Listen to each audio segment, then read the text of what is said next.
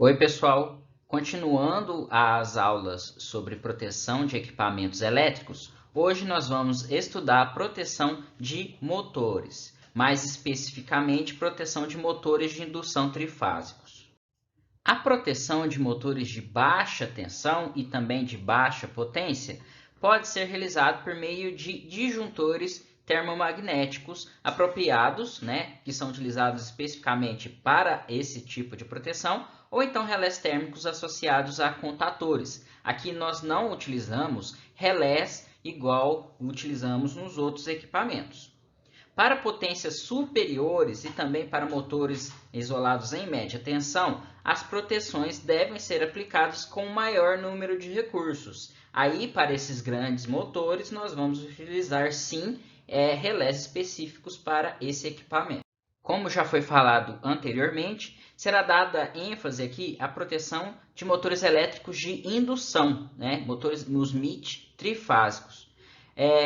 Com rotor em curto-circuito por representar praticamente 95% das aplicações industriais. Então, são motores de indução trifásicos, geralmente de gaiolas de esquilo. Passamos agora a falar sobre proteção contra sobrecorrentes em motores. As proteções contra sobrecorrentes são consideradas básicas para qualquer tipo de motor elétrico, então são empregadas em todos os tipos de motores. Elas são divididas em proteções contra sobrecarga e proteção contra curto-circuito. É importante destacar que a proteção contra sobrecarga não se mostra eficiente para a proteção do motor, de forma que deve ser necessário outros elementos a serem empregados e eles são mais indicados, como a proteção de imagem térmica. Entretanto, a proteção contra curtos-circuitos de fase e terra, utilizando o relé de sobrecorrente de neutro, depende do tipo de aterramento do sistema de alimentação do motor. Nos motores com conexão estrela, em que o ponto de neutro é aterrado por uma impedância elevada, os relés de neutro não são sensíveis à corrente de defeito à terra. Além disso, se a resistência de contato do cabo do circuito de alimentação com o solo for de alta impedância, os relés de neutros não atuarão, porque a minha corrente é muito baixa.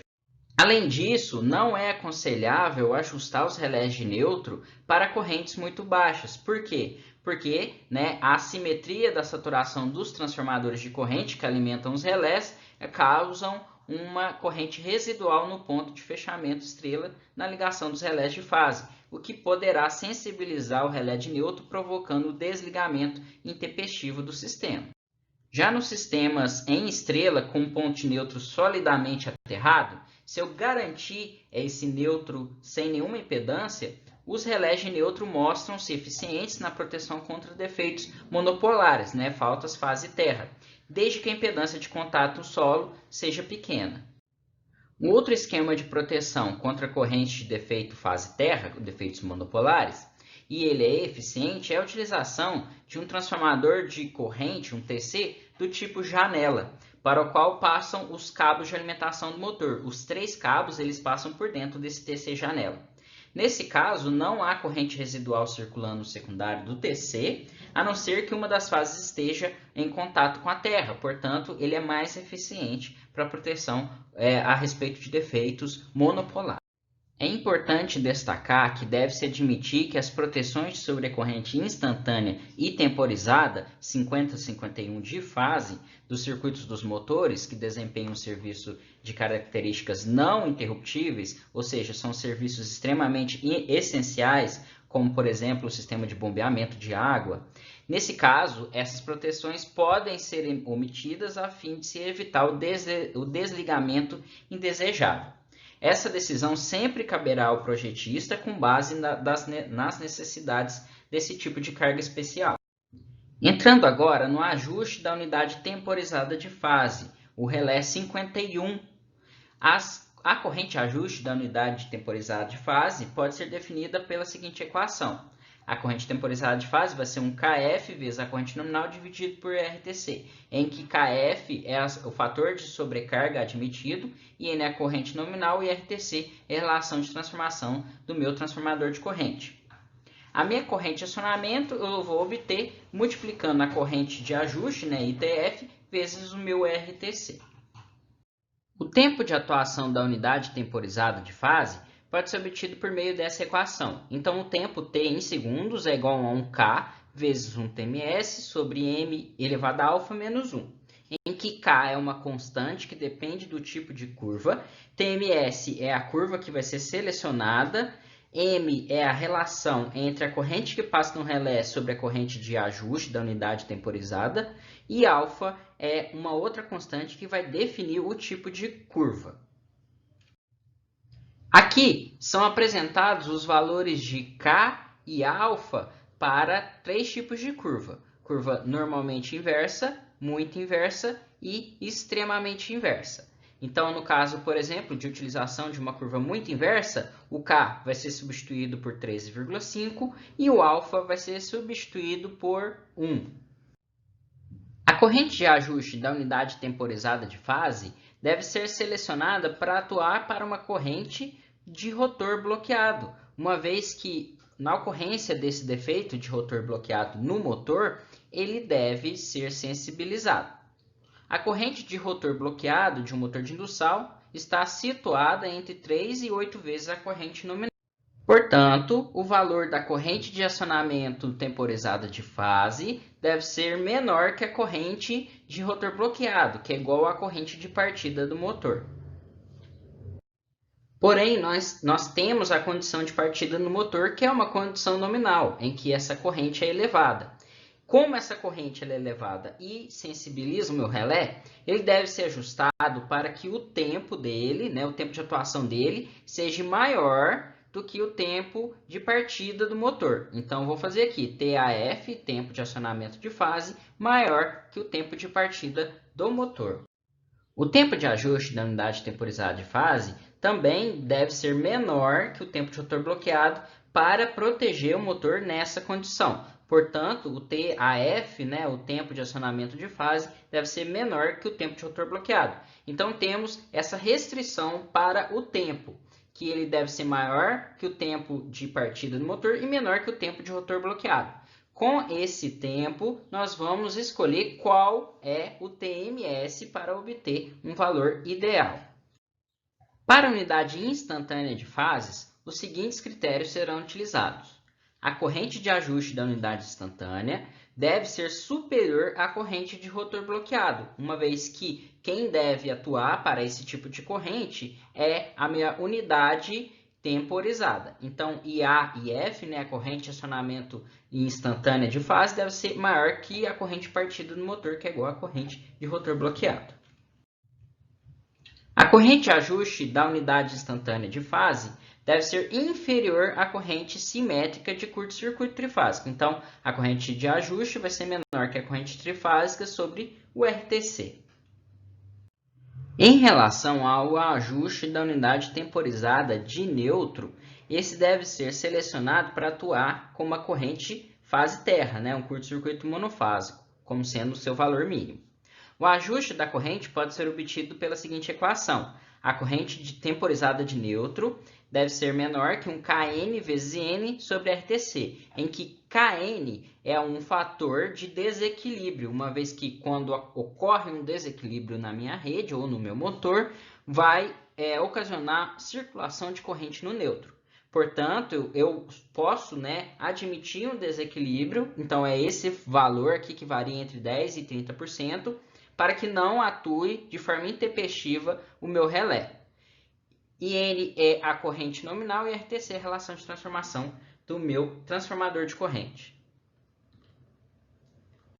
A corrente vista pelo relé na unidade instantânea de neutro deve ser sempre inferior à corrente curto-circuito fase-terra, uma vez que ele deve ser sensível a esse tipo de falta. Então, IN vai ser menor que I1Φ, que é a corrente de curto-circuito, dividido por RTC. Os relés diferenciais, função 87, também são utilizados na proteção de grandes motores. Eles são usados para limitar as avarias, os problemas no motor devido a defeitos internos. O uso desses relés diferenciais de sobrecorrente tem sido a proteção mais adequada para esse tipo de falta interna. Entretanto, para que o motor possa ter esse tipo de proteção, é necessário que tenha 6 terminais acessíveis, da mesma forma que nós estudamos na aula passada na proteção de geradores. A proteção diferencial não é sensível a correntes elevadas de partida dos motores e, portanto, não é necessário estabelecer nenhum critério de coordenação. Como pode ser observado nessa figura, a unidade direcional vai ser conectada através de 6 TCs, 3 deles conectados no lado da rede e 3 conectados na conexão neutro desse motor. Então, por esse motivo, é necessário o acesso aos 6 terminais desse motor de indução. Passamos agora a estudar a proteção por meio de detectores de temperatura. Os motores são extremamente sensíveis às temperaturas acima da sua classe, dada a função do material que são fabricados os enrolamentos. Uma vez que eu tenho uma temperatura elevada, ele vai alterar quais são as propriedades elétricas dos materiais isolantes, principalmente dos esmaltes e dos papéis isolantes, e vão danificar esses materiais, fazendo com que qualquer sobretensão não tão elevada abra um arco elétrico e, consequentemente, gere um curto-circuito nesse enrolamento. Para proteger os motores elétricos contra o aquecimento anormal dos enrolamentos, são utilizados relés de imagem térmicas e também dispositivos térmicos que se mostram sensíveis ao nível de temperatura máxima que o motor pode atingir. O relé de imagem térmica, função 49, normalmente é utilizado com melhor desempenho e segurança do que os relés de sobrecorrente, função 50-51. Para isso, é necessário que se conheça a curva característica de tempo por corrente de aquecimento do motor, que normalmente é fornecido pelo fabricante. Nós vamos utilizar alguns fatores e, por meio desses fatores, o meu relé de imagem térmica vai conseguir calcular estimar qual que é a temperatura interna desse meu motor. Assim, deve-se ajustar a curva do relé de característica inversa ligeiramente abaixo da curva de aquecimento desse meu motor. Simulando os gráficos para diversos valores de sobrecarga, com equipamento a frio e a quente, são obtidas as duas curvas de atuação, que são denominadas curva a frio e curva a quente. Essas curvas podem ser geradas para motores elétricos a partir das seguintes equações. A grande diferença da curva a frio, que é essa primeira equação, e a curva a quente, que é a segunda equação, é a subtração na parte superior da divisão por menos 1 na curva a quente. Nessa equação, TCF é o tempo máximo que o motor pode suportar para uma dada sobrecarga quando inicia sua operação a frio. O que seria essa operação a frio? Seria quando, por exemplo, eu acabei de ligar o meu motor, ele não estava operando anteriormente. Já o TCQ é o tempo máximo que o motor pode suportar para uma dada temperatura, uma dada sobrecarga quando inicia a sua operação a quente. Ou seja, meu motor já estava trabalhando, já estava em sua temperatura nominal e agora eu passo a fazer as análises a partir desse ponto, quando acontece a sobrecarga. Sigma-A é a constante térmica de aquecimento do motor em minuto, que geralmente ela é fornecida pelo fabricante e, caso não seja fornecida, ela deve ser estimada. M é a relação entre a corrente de sobrecarga e a corrente nominal do meu motor de indução trifásico.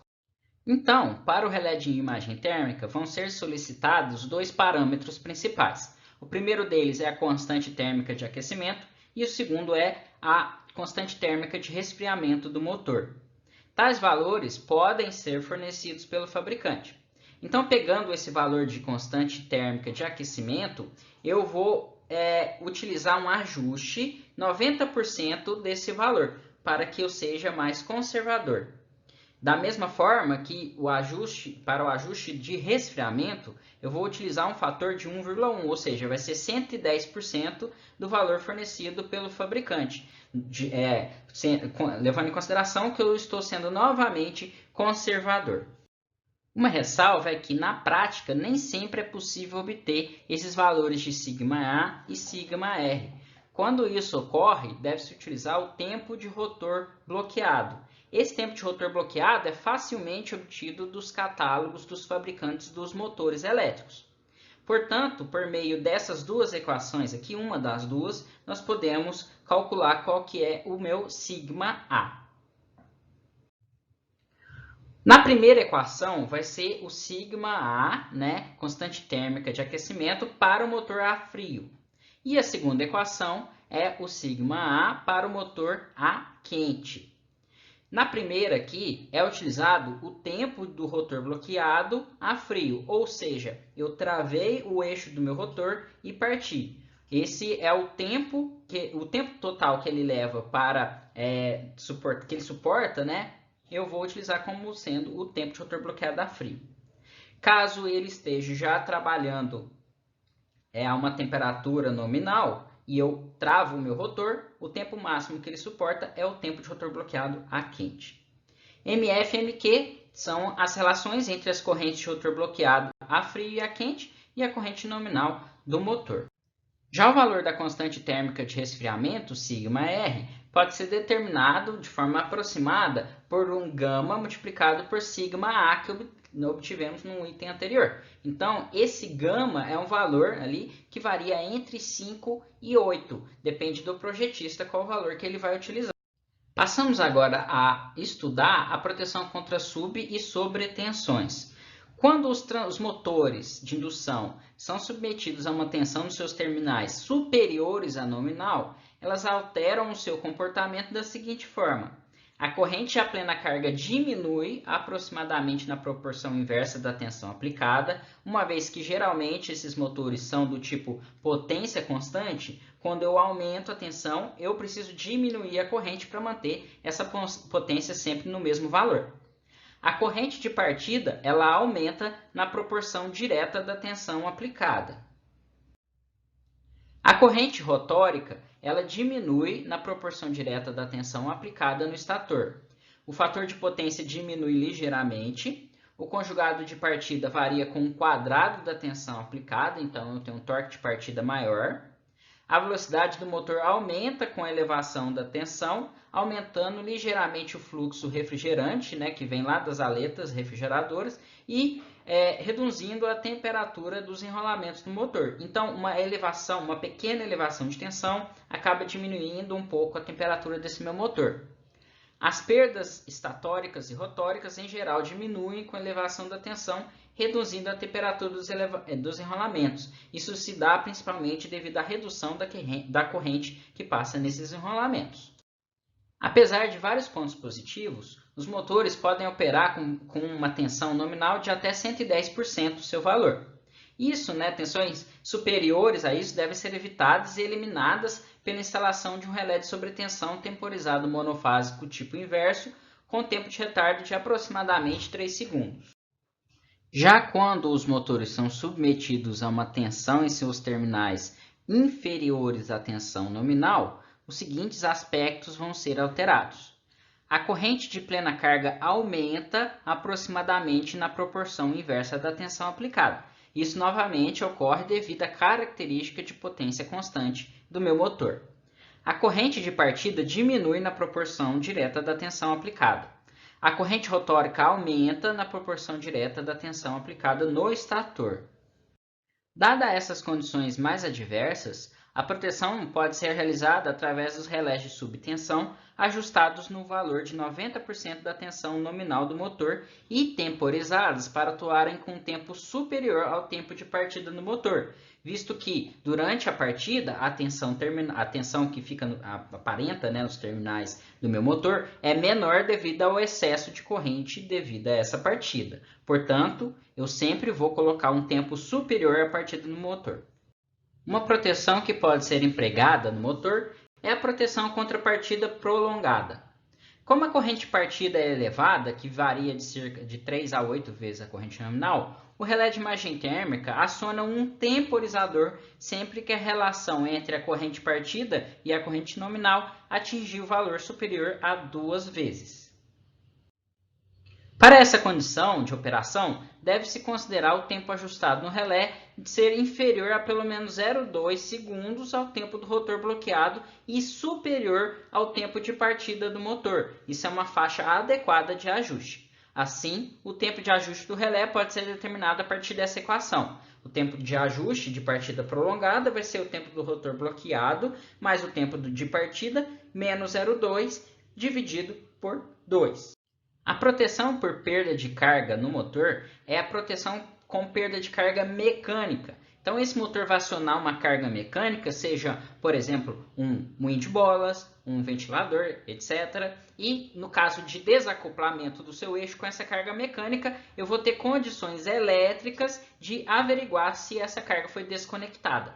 Durante a operação de motor elétrico, pode ocorrer essa perda repentina do conjugado resistente devido ao desacoplamento da carga mecânica da máquina.